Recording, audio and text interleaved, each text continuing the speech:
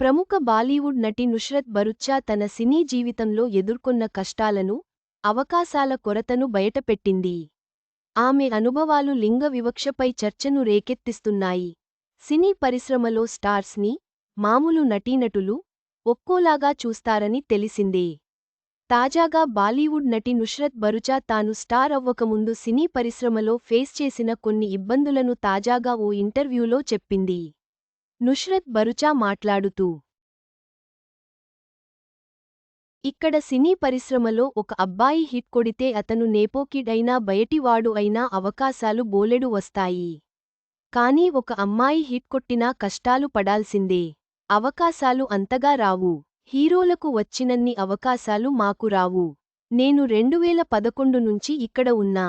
అలాంటి పరిస్థితులు ఫేస్ చేశాను అని తెలిపింది. Vishwambhara last schedule shooting special song కోసం అడుగుపెట్టిన మెగాస్టార్. అలాగే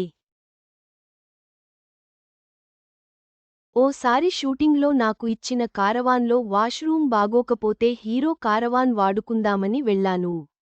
కానీ నన్ను వెళ్లనివ్వలేదు. అప్పుడు హీరో కూడా లేడు.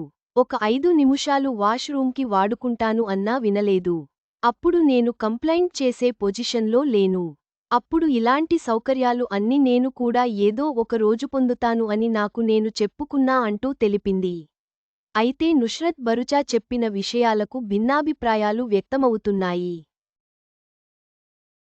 పలువురు ఆమెకు సపోర్ట్గా కామెంట్ చేస్తుంటే పలువురు విమర్శలు చేస్తున్నారు. Mahavatar Narasimha movie review.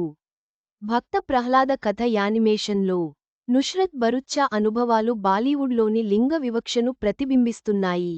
ఈ విషయంపై విభిన్న అభిప్రాయాలు వ్యక్తమవుతున్నాయి. అయితే ఇది చర్చకు దారితీస్తుంది.